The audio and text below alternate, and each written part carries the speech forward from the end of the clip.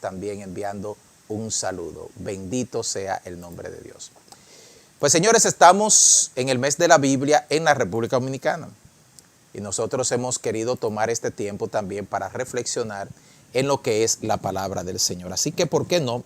Vamos a tomar la Biblia, la palabra del Señor, y vamos a reflexionar en ella. ¿Cuántos tienen su Biblia? ¿Cuántos están contentos de que tienen una Biblia? Hay tantas personas en este mundo, y esto lo hemos dicho aquí en varias ocasiones, no tienen el privilegio que nosotros tenemos de disfrutar de la palabra de Dios como nosotros la disfrutamos, de poderla leer, de poderla compartir, de poderla transmitir, de poderla publicar. Hay muchas naciones en el mundo, muchas regiones en esta tierra donde no se disfruta ese privilegio. Así que gloria a Dios que nosotros sí lo tenemos y que lo podemos utilizar a nuestras anchas como nosotros querramos. El libro de 2 de Timoteo capítulo 3 verso 16 dice: toda la escritura es inspirada por Dios y útil para enseñar, para redarguir, para corregir, para instruir en justicia, a fin de que el hombre de Dios sea perfecto, enteramente preparado para toda buena obra. Llamamos Biblia a ese conjunto de 66 libros que comienzan con el libro de Génesis y llegan hasta el libro de Apocalipsis. En realidad consideramos la Biblia como un libro, pero podría ser que una descripción más fiel de la Biblia es una colección de libros. Una colección de libros que a lo largo de la historia se fueron compilando y formando lo que hoy llamamos la Biblia. Hemos dicho que tomó alrededor de 1600 años desde que se escribiera el primer libro, que probablemente fue el libro de Job, hasta que se escribiera el último libro de la Biblia, que fue el libro de Apocalipsis, para que esto se formara. Sin embargo, formar una Biblia y tener una Biblia como nosotros la tenemos, no ha sido ni fue un proceso tan fácil. Déjeme explicar en este momento aquí a la familia de Tiempo de Compartir algo que se llama la canonización. ¿Qué es la canonización? La canonización se refiere a los libros de la Biblia que pasaron por diversas pruebas y evaluaciones a lo largo de la historia y cuya autenticidad inspiracional pudo ser demostrada. Lo que quiere decir esto, que la Biblia no siempre ha existido como la tenemos hoy. Si usted ve en los evangelios, por ejemplo, el Señor Jesucristo llegó a una sinagoga y se le pasó un libro que fue el libro de Isaías. Posiblemente en esa sinagoga ese era el único libro que se tenía del Antiguo Testamento, porque tener una copia del Antiguo Testamento en los tiempos de Jesús y en los tiempos antes de Jesús era algo que prácticamente lo disfrutaban, un privilegio que prácticamente disfrutaban los sacerdotes, la clase sacerdotal que la tenían en el templo, en un momento determinado los escritos de Moisés en el tabernáculo, y también los reyes. A los reyes se les requería que debían tener una copia de la ley en sus palacios para poder leerla, para poder estudiarla y apegarse a ella. Pero ¿qué pasa? A lo largo del tiempo han habido muchísimos libros alrededor de la Biblia, alrededor y similares a los libros que tenemos en la Biblia, que no fueron considerados como palabra de Dios, no fueron considerados como libros inspirados por Dios. Durante muchos años, tanto en la historia del judaísmo como en la historia del cristianismo, hubo grandes debates, simposios, dietas, se le llamó a algunas de esos encuentros, en los cuales se juntaron eruditos para evaluar cada libro de la Biblia que hoy nosotros llamamos como los libros canónicos. ¿Qué hacían en la canonización? En la canonización tomaban los libros que tradicionalmente la cristiandad y también el pueblo judío han asumido que son la palabra inspirada de Dios y se le pasaban diversos exámenes y pruebas. Vamos a decir que eran exámenes y pruebas que venían en la forma de preguntas. Por ejemplo, ¿es este un libro que fue escrito por una autoridad o sea, un profeta o una persona reconocida dentro del pueblo como una autoridad de parte de Dios? Esa era una de las preguntas que se hacía. Otra de las preguntas: ¿ha sido este libro siempre leído o se ha asumido que realmente viene de parte de Dios y formó parte de toda la literatura que componía lo que es el pueblo de Dios? Esa era otra de las preguntas que se hacía. ¿Son los datos que están en este libro exactos, correctos? No hay contradicciones, no hay fechas, por ejemplo, que no se puedan corroborar, etcétera, etcétera, o personajes que se mencionen que son fantasiosos o que no son ciertos. Esa era otra de las preguntas que se hacía en medio de la canonización. Algunos libros no tardaron mucho en ser reconocidos como parte del canon o parte de los libros inspirados, pero otros fueron totalmente rechazados. Usted va a encontrar una serie de libros a los cuales se le ha llamado los libros apócrifos. Los libros apócrifos son una colección de libros, muchísimos son, que se llaman a sí mismos los libros que no fueron reconocidos como inspirados. Ha aparecido inclusive hasta en películas lo que se llama el Evangelio según San Judas. Eso no se encuentra en las Escrituras. Hay algunos libros no canónicos que son reconocidos, por ejemplo, por el catolicismo como parte de la colección de libros que compone su Biblia, pero que no son reconocidos por el protestantismo. Están los libros, por ejemplo, de Judith. Está un libro que se llama Primera de Macabeos, otro libro que se llama Segunda de Macabeos, Evangelio según San Andrés y algunos otros libros como esos que puedo mencionar. ¿Por qué esos libros fueron aceptados y estos otros no fueron aceptados? Por lo que le dije, se hicieron grandes simposios. Algunas de esas dietas, algunos de esos encuentros, algunos de esos concilios duraron años. O sea, años de investigación, años de preguntas, años de eruditos viniendo a hacer exposiciones en favor, otros en contra, hasta que la Iglesia del Señor, en primer lugar, fue descartando muchos libros y aceptando aquellos que eran lo que hoy consideramos como la palabra de Dios. Este proceso de canonización ha sido un proceso valiosísimo en que nosotros hoy tengamos lo que se reconoce como los libros inspirados. Estos libros, hermanos, han pasado por todo lo que se puede llamar las pruebas de canonización, que a lo largo de cientos de años han hecho que otros libros se descarten y que no formen parte de lo que reconocemos hoy como la palabra del Señor. Los libros apócrifos, los voy a mencionar casi todos en estos momentos, fueron, por ejemplo, Primera de Esdras, Segunda de Esdras, Tobías, Judith, otro libro que se llama Sabiduría de Salomón, Eclesiástico, no Eclesiastés, sino Eclesiástico, Baruch, la Carta de Jeremías, Oración de Manasés, ese es otro libro apócrifo, Primera de Macabeos, Segunda de Macabeos y adiciones a los libros de Esther y de Daniel.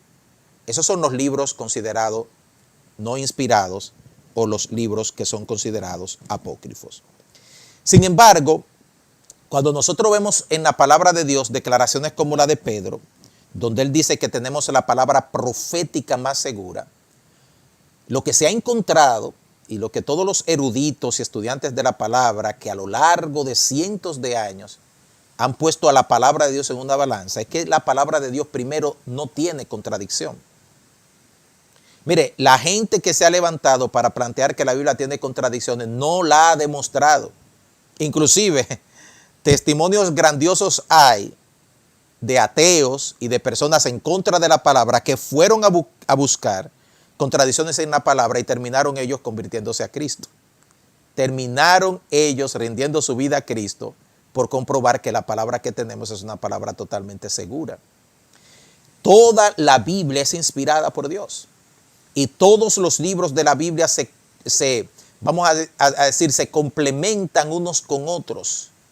Es increíble. La palabra de Dios es un libro, hermano, maravilloso, fuera de este mundo, que 40 hombres de diferentes edades, tiempos, funciones en la vida a lo largo de 1600 años hayan todos coherentemente fundamentado lo que nosotros tenemos como palabra de Dios, es una de las cosas que certifica que verdaderamente nosotros tenemos aquí en la Biblia lo que es la palabra de Dios. Tenemos nosotros la palabra profética más segura, dice el apóstol Pedro, a la cual hacemos bien cada uno de nosotros en prestarle atención. Así que crea en su Biblia, confíe en su Biblia, aprenda su Biblia, conozca su Biblia. Y yo quisiera presentar por lo menos 5 cosas que yo entiendo son cruciales que nosotros deberíamos hacer con la palabra de Dios. Si usted recuerda la semana pasada, perdón, yo les hablaba acerca de qué debemos permitir que la palabra de Dios haga con nosotros. Y ahí presentaba yo 4 cosas que nosotros debemos permitir, dejar que la Biblia haga con nosotros. Y una de ellas, por supuesto, fue el que nos lleve a ser humildes ante la palabra, reconociendo la grandeza de la revelación divina y que nadie tiene una mente tan profunda como para poder entender todos los misterios de Dios. Nos postramos ante la maravilla de la revelación de Dios. Pero aquí, mis queridos hermanos en Cristo, quiero decirles qué debemos nosotros hacer como algo proactivo, como algo que cada uno de nosotros debería poner su mente y su corazón. Lo primero que yo quiero proponer es que cada uno de nosotros debe leer la palabra de Dios. Cada uno de nosotros debe leer la palabra de Dios. La palabra de Dios debe ser leída por cada uno de nosotros. Juan capítulo 5, verso 39, el Señor Jesucristo le dijo a los fariseos y los escribas: ustedes escudriñan las escrituras. Y yo sé que este es un versículo que ha sido utilizado en el negativo, escudriñar las escrituras, porque a vosotros os parece que en ellas tenéis la vida eterna y ellas son las que dan testimonio de mí. Pero tanto es una censura de Jesús, diciéndole a los fariseos y escribas: ustedes escudriñan las escrituras y no se dan cuenta de que ellas dan testimonio de mí. Pero también es una alabanza. O sea, los judíos, hermanos, eran personas que leían la palabra. Se entendía que un niño, hermano, ya a los 12, los 13, 14 años, debía ser capaz de recitar largos pasajes del Antiguo Testamento. Porque si había un ejercicio al que se dedicaba un padre en la casa, era enseñarle a sus hijos a memorizar la palabra de Dios. Y vamos a hablar de eso en un momento. No había una copia de la Biblia en cada casa. No había una copia de la Biblia en cada hogar. Pero se leía la palabra de Dios todas las semanas en la sinagoga. Y las personas iban para que se leyera sin comentarios, solamente que se leyera la palabra de Dios. Y qué bueno que hoy todos nosotros tenemos la Biblia con nosotros. Qué pena que muchos cristianos no leen su Biblia. Qué pena. Mire, yo he encontrado que hay gente que lee más autores que hablan acerca de la Biblia que lo que leen su propia Biblia. Hay gente que puede citar mejor lo que dice alguien sobre la Biblia que lo que dice la Biblia misma, y eso es contradictorio.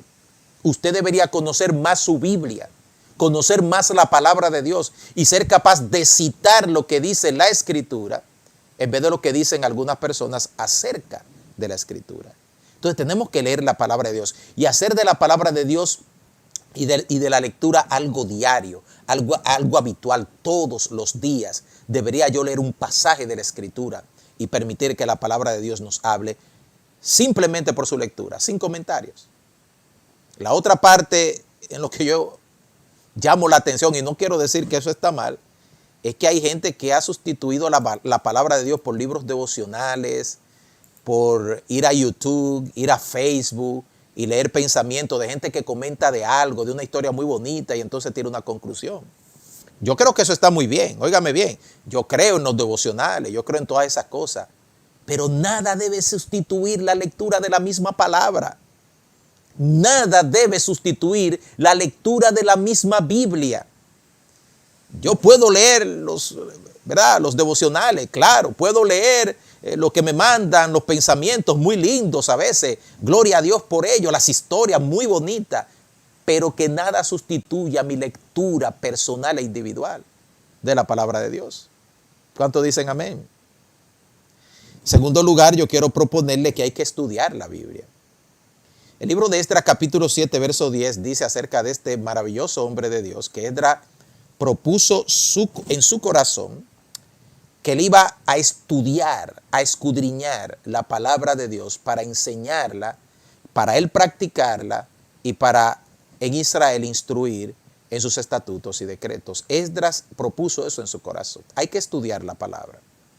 Mire, la palabra hay que estudiarla en primer lugar interpretando la Biblia con la Biblia. Ese es el primer principio de una materia que se llama hermenéutica.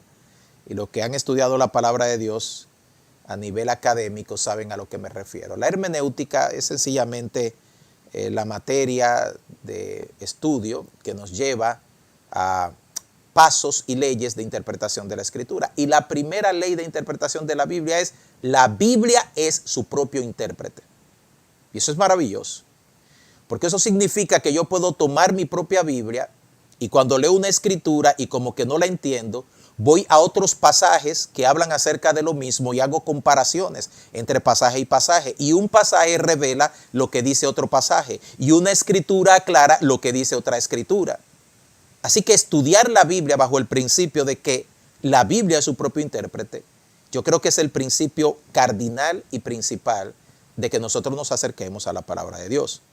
Ahora, una vez que usted estudia la palabra por la palabra, una vez que usted ha buscado diferentes pasajes, una vez que usted se ha empapado de lo que dice la palabra y usted por el Espíritu Santo y la oración llega a una conclusión sobre un pasaje, una vez que usted ha hecho eso, no antes, entonces quizá usted consulta otros autores, quizás un comentario, quizá llama a su pastor, pero primero estudie la palabra por usted mismo.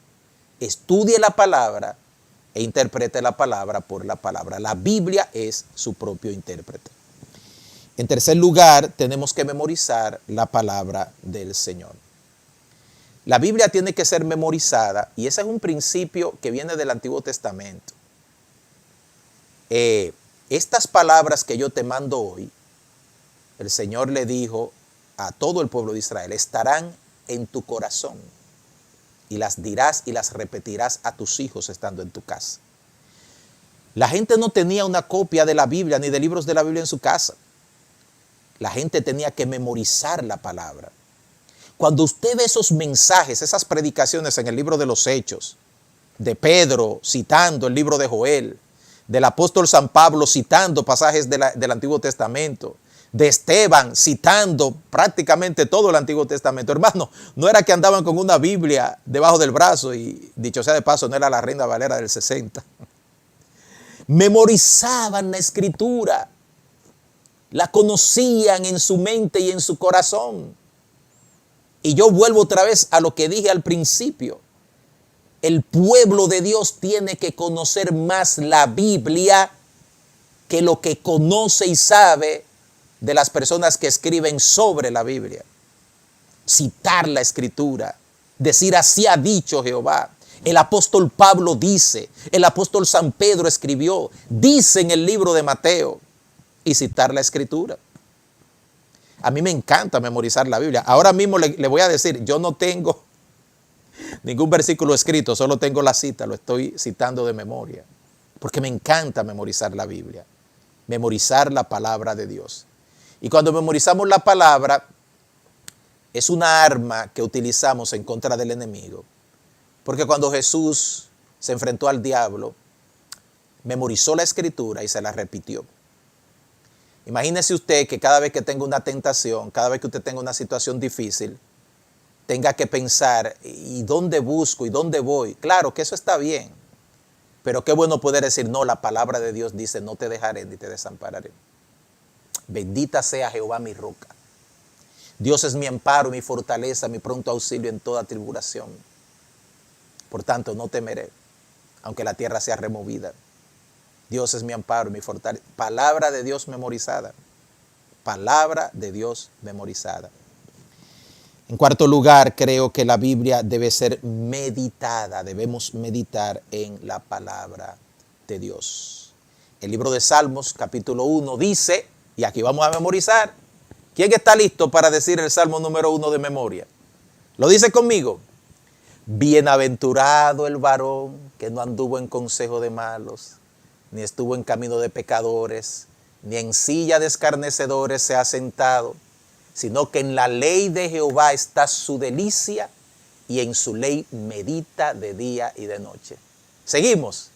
Será como árbol plantado junto a corriente de las aguas, que da su fruto a su tiempo y su hoja no cae, y todo cuanto hace prosperará. Otro más. No así los malos, que son como el tamo que arrebata el viento. Por tanto, no se levantarán los malos en el juicio, ni los pecadores en la congregación de los santos. Porque Jehová conoce el camino de los justos, mas la senda de los malos perecerá. Salmo número 1. Qué lindo es memorizar la palabra de Dios y poder decir, así dice Jehová. Así que en este mes de la Biblia exaltamos la bendita palabra de Dios e invitamos a toda la familia de Tiempo de Compartir a que nos apropiemos de la Escritura. Vamos a ver si puedes recordar. Tenemos en primer lugar, hermano, que leer la palabra. En segundo lugar, tenemos que estudiar la palabra. En tercer lugar, tenemos que memorizar la palabra. Y en cuarto lugar, tenemos que meditar. Y meditar significa ese rumeo, dice el pastor, querido pastor José Reyes, rumiar la palabra, volverla otra vez a que se digiera y la volvemos otra vez para atrás. Aquí meditamos la palabra del Señor. Bendita sea la palabra de Dios. Amén. Gloria a Dios.